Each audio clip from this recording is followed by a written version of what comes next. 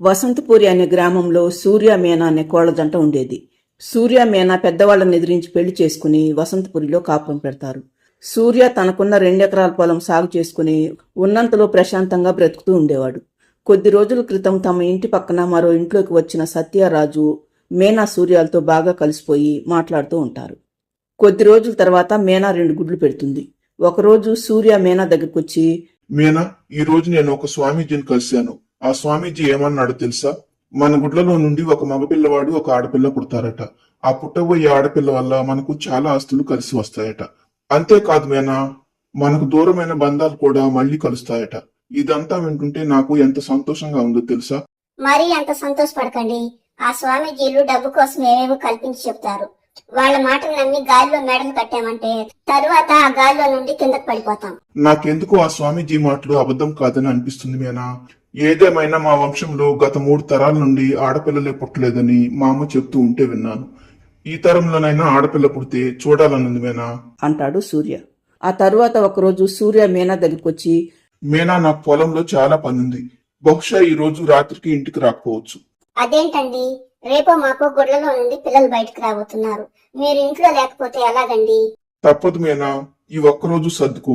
రేపటి నుండి ఇంట్లోనే ఉంటానుగా. సరేలేండి, సర్దుకోకేం చేస్తాను. మనకు తిండి పెట్టేది ఆ కాస్త పొలమే కదా అంటుంది మీనా. మరుసటి రోజు తెల్లవారేసరికి గుడ్లలో నుండి 2 కోడి పిల్లలు బయటకొస్తాయి.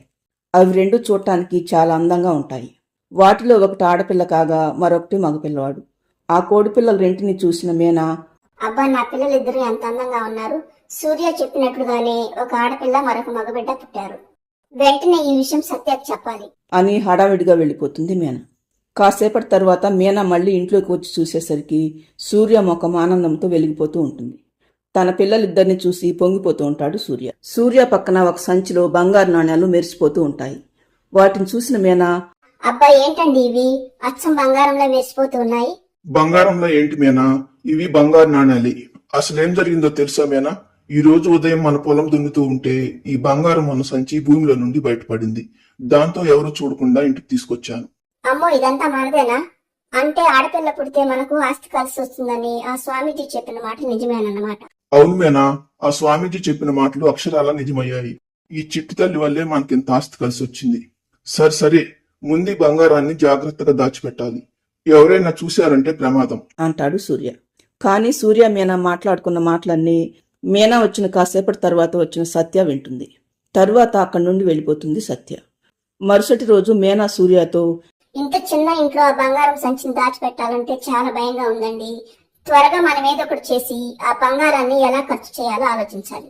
నాకు నీకంటే ఎక్కువ కంగారుగా ఉంది మీనా. మీ అమ్మ వాళ్ళు బాగా డబ్బున్న వాళ్ళు కదా. అందుకే నీకు కట్నంగా కొంత బంగారం ఇచ్చారని, దాన్ని అమ్ముతామని ఒక బంగారం షాప్ అతన్ని కొంటారని అడిగాను. అతను తీసుకుంటాను రమ్మని చెప్పాడు. అంతేకాదు మీనా, మన కోసం నిన్న ఒక మంచి ఇంటిని కూడా చూశాను. మనం బంగారం అమ్మగా వచ్చిన డబ్బుతో ముందుగా ఒక మంచి ఇల్లు కొనుక్కుందాం. మిగిలిన సొమ్మును ఏం చేద్దామో తర్వాత ఆలోచిద్దాం. సరేనండి, అలాగే చేయండి. నేనొక్కడే కాదు మీనా, నువ్వు కూడా నాతో రావాలి. ముందు బంగారాన్ని అమ్మేసి తరువాత నిన్న నేను చూసిన ఇంటిని నువ్వు కూడా చూద్దు గాని. నీకు కూడా నచ్చిందనుకో, రేపే భయాన ఇచ్చేద్దాం. అయ్యో, పిల్లల్ని వదిలి నేను ఎలా వస్తానండి? అది కూడా నిజమేలే మీనా, కానీ ఇల్లు నువ్వు చూడకుండా ఎలా? ఒక పని చేద్దాం మీనా, మన పక్కింట్లో నీ స్నేహితురాలు సత్య ఉంది కదా, మనం వచ్చే వరకు పిల్లల దగ్గర సత్యాన్ని ఉండమని అడుగుదాం అని సూర్య అనటంతో మీనా ఇష్టంగానే ఒప్పుకుంటుంది. తరువాత మీనా సత్య దగ్గరికి వెళ్లి, నేను సూర్య అత్యవసరంగా బయటకు వెళ్ళాలి సత్య. మేము వచ్చే వరకు కాస్త పిల్లల్ని జాగ్రత్తగా చూస్తుంటావా? దాందేముంది మీనా, ఎలాగూ రాజు ఇంట్లో లేడు. వాళ్ళ అమ్మకు అనారోగ్యంగా ఉందని నిన్ననే ఊరెళ్ళాడు. నేను కూడా ఇంట్లో ఒక్కదాన్నే ఉన్నాను. ఇక్కడ ఉండేదేదో నీ పిల్లల దగ్గరే ఉంటాలి అంటుంది సత్య. తరువాత కాసేపటికి మీనా వాళ్ళు వెళ్లిపోవటంతో సత్య పిల్లల దగ్గర కాపలాగా ఉంటుంది. పిల్లలిద్దరిని చూస్తున్న సత్యకు అంతకు ముందు రోజు సూర్య మీనా మాట్లాడుకున్న మాటలే గుర్తుకొస్తూ ఉంటాయి. అంటే ఈ కోడిపిల్ల వల్ల ఆ మీనా వాళ్లకు అంత అదృష్టం కలిసి వచ్చిందన్నమాట. అయితే ఈ కోడిపిల్ల ఎవరి దగ్గరుంటే వాళ్ళ దశ తిరిగిపోతుంది కదా. మీనా వాళ్ళకి పట్టిన అదృష్టం నాకు పట్టాలంటే నేనేం చేయాలి అని సత్య ఆలోచిస్తూ ఉండగానే అక్కడికి సత్య భర్త రాజు వస్తాడు. ముద్దుగా ఉన్న కోడిపిల్లలను చూసిన రాజు, సత్య మన ఇంటికి వెళ్తే నువ్వు కనిపించలేదు. నువ్వు ఇక్కడే ఉంటావని ఊహించి ఇక్కడికి వచ్చాను. నువ్వు పిల్లల దగ్గర ఉన్నావా? వీళ్ళిద్దరూ చూసావా సత్య ఎంత అందంగా ఉన్నారు? అందంగా ఉండటమే కాదండి, ఈ ఆడపిల్ల చాలా అదృష్ట జాతకురాలు కూడా అని అంతకుముందు సూర్య మీనాలు మాట్లాడుకున్న అన్ని విషయాలు సూర్యకు పొలంలో దొరికిన బంగారు నాణేల సంగతి కూడా రాజుకు చెప్తుంది సత్య. దాంతో రాజు చాలా ఆశ్చర్యపోతాడు. నువ్వు చెప్పేదంతా నిజమా సత్య? ఈ రోజుల్లో కూడా ఇలాంటివన్నీ ఉన్నాయంటే నమ్మకం కుదరటం లేదు. కళ్ళ ముందే కనిపిస్తుంటే నమ్మకం చేస్తామండి. కానీ మనం చేయాల్సిందే నమ్మటం కాదు, ఆ నమ్మకాన్ని నిజం చేయటం. నువ్వేమంటున్నావో నాకు అర్థం కావటం లేదు సత్య. సరే, నేను ఇంటికి వెళ్తున్నాను, నువ్వు కూడా త్వరగా వచ్చి. ఎక్కడికి వెళ్లేది? నేను చెప్పేది పూర్తిగా వినండి. ఈ కోడిపిల్ల పుట్టగానే వీళ్ళ అమ్మా నాన్నలకు లక్షలు విలువ చేసే బంగారం తమ పొలంలోనే దొరికింది. ఇంతకు ముందు ఎన్నోసార్లు ఆ సూర్య పొలం దున్నాడు, కానీ అప్పుడు దొరకని బంగారం ఇప్పుడు ఎందుకు దొరికిందో తెలుసా? అంతా ఈ కోడిపిల్ల అదృష్ట జాతకం వల్లే. అలాంటప్పుడు ఈ కోడిపిల్ల మన దగ్గర ఉందనుకోండి, మీనా వాళ్ళకి పట్టిన అదృష్టమే మనకు పడుతుంది. అసలు నువ్వు అనేది ఏంటి సత్య? చెప్పేదేదో సూటిగా చెప్పు. అది కాదండి, ఈ కోడిపిల్లని తీసుకుని మనము ఈ ఊరు వదిలి శాశ్వతంగా వెళ్ళిపోదాం. అప్పుడు మనకు కూడా అదృష్టం కలిసి వస్తుంది, మనం కూడా కోటీశ్వర్లు అయిపోవచ్చు. అందుకు మనం ఏం చేయాలో చెప్తాను వినండి అని తామిద్దరూ ఏం చేయాలో పూసగుచ్చినట్టు చెప్తుంది సత్య. అమ్మో, దొరికితే చాలా ప్రమాదంలో పడతాం సత్య. అయినా నువ్వేంటి ఇంత దారుణంగా ఆలోచిస్తున్నావు? కాకపోతే ఈ గొర్రెతోక బెత్తడి బ్రతుకు ఎన్నాళ్ళు బ్రతుకుతామండి? నేను చెప్పినట్టు చేస్తే మన జీవితాలే మారిపోతాయి. దానికి ఉదాహరణ ఆ మీనా సూర్యాలే. సరే, నేనేం చేయాలో చెప్పు. నీ మాట వినకపోతే నాకు మామూలుగా ఉండదు కదా అంటాడు రాజు. తరువాత రాజు ఏం చేయాలో సత్య చెప్పడంతో రాజు కోడిపిల్లని తీసుకుని వెళ్ళిపోతాడు. రాజు వెళ్లిన కొద్దిసేపటికి మీనా సూర్యాలు వచ్చేసరికి సత్య ఏడుస్తూ మీనా వాళ్లకు ఎదురొస్తుంది. వెంటనే మీనా కంగారుగా, ఏంటి సత్య, ఎందుకు ఏడుస్తున్నావు? ఘోరం జరిగిపోయింది మీనా. మీరు వెళ్లిన తర్వాత మా అత్తగారింటి దగ్గర నుండి కబురు వచ్చింది. మా అత్తయ్య చనిపోయిందట మీనా.